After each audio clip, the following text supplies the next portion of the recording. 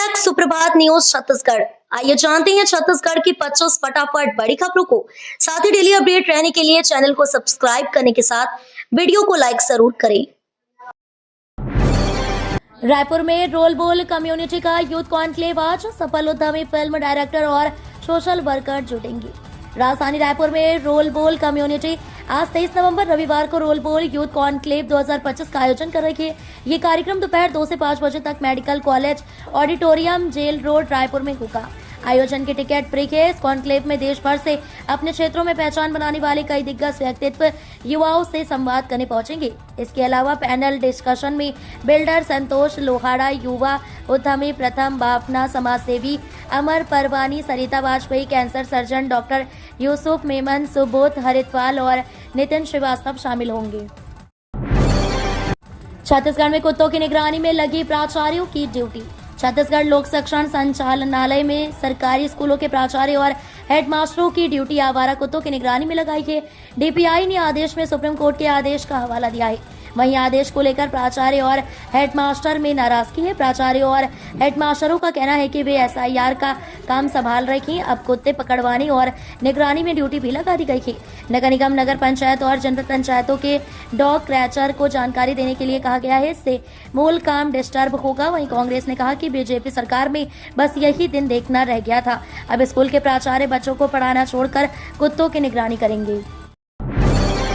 रायपुर में संपत्तियों का हाईटेक सर्वे शुरू। रडार और 3D इमेजिंग से बनेगा शहर का नया डिजिटल नक्शा। राजधानी रायपुर में नगर निगम अब शहर की सभी संपत्तियों का सबसे आधुनिक और तकनीकी सर्वे शुरू करने जा रहा है।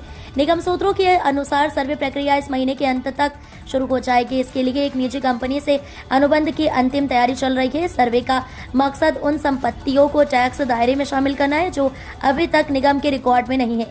साथ ही पुराने रिकॉर्ड को डिजिटल और सटीक रूप में अपडेट किया जाना है।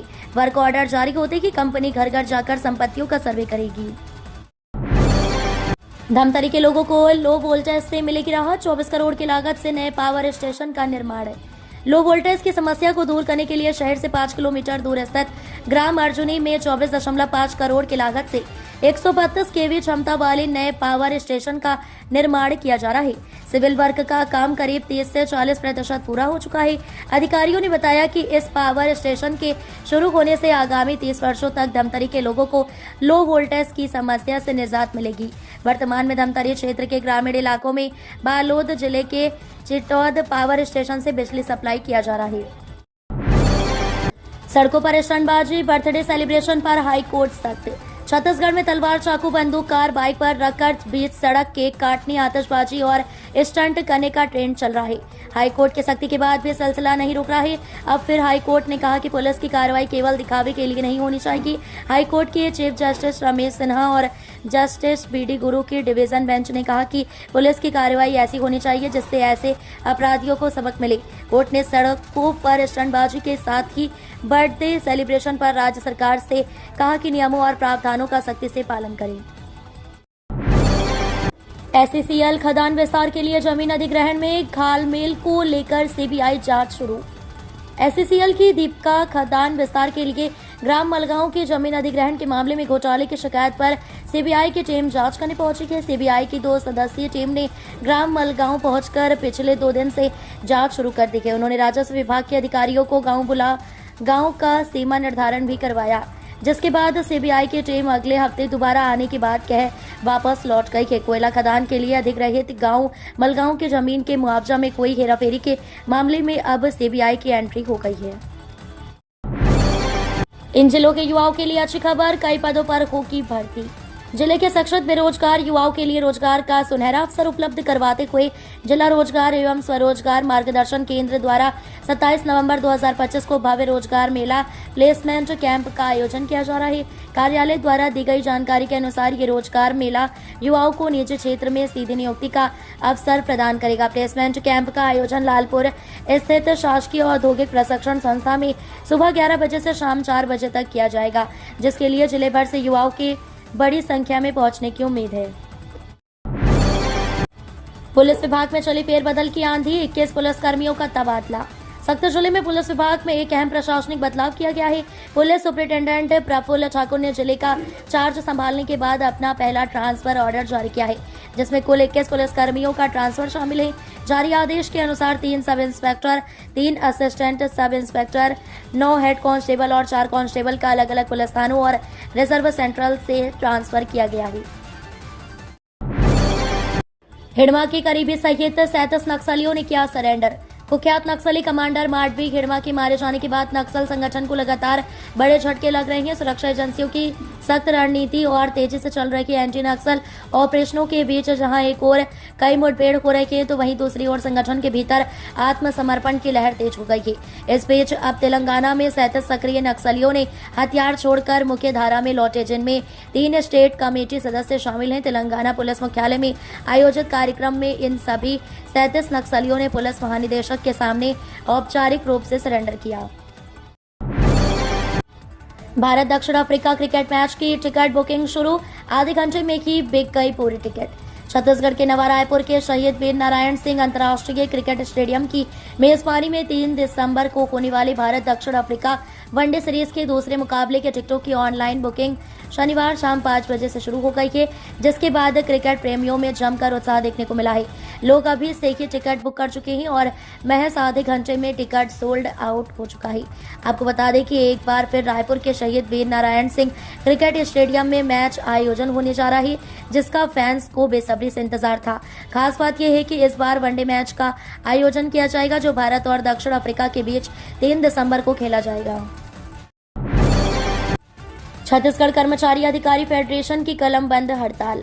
छत्तीसगढ़ कर्मचारी अधिकारी फेडरेशन ने प्रदेश के प्रशासनिक कार्य प्रणाली और कर्मचारियों के प्रति सरकार के कथित उपेक्षापूर्ण रवैये के खिलाफ बड़ा ऐलान कर दिया है। राजधानी रायपुर में 19 नवंबर को आयोजित कोर कमेटी बैठक में सर्वसम्मति से फैसला लिया गया था। कमेटी बैठक का फैसला था कि पूरे प्रदेश में 22 से 24 दिसंबर तक 3 दिवसीय प्रांत व्यापी कलमबंद हड़ताल की जाएगी। फेडरेशन ने साफ कहा कि प्रदेश भर में कर्मचारियों के खिलाफ चल रही दमनात्मक और अवैधानिक कार्रवाइयों के विरोध में अब मजबूरन आंदोलन किया जा रहा है। सरदार यूनिटी मार्च में शामिल होंगे छत्तीसगढ़ के 72 युवा। पीएम के साथ 12 किलोमीटर का करेंगे पैदल मार्च। देश की एकता, अखंडता और संप्रभुता के संस्थापक लौह पुरुष सरदार वल्लभ भाई पटेल की 150वीं जयंती के अवसर youth affairs and sports government of India की ओर से सरदार 150 यूनिटी मार्च का आयोजन किया जा रहा है। इस आयोजन में भारतीय जनता युवा मोर्चा छत्तीसगढ़ की 72 युवाओं की टोली शामिल होगी। इस टोली का नेतृत्व भाजयूमो प्रदेश अध्यक्ष राहुल टिकरिहा करेंगे। ये टोली आज 23 नवंबर की दोपहर को रायपुर से नागपुर रवाना होगी। इस टोली को मुख्यमंत्री विष्णुदेव साय, भाजपा प्रदेश अध्यक्ष किरण देव, उप मुख्यमंत्री अरुण साहब हरी झंडी दिखाकर खेल एकेडमी के लिए रवाना करेंगे। सचिव भर्ती विवाद, बोनस अंक बढ़ाने की मांग को लेकर निकली रैली।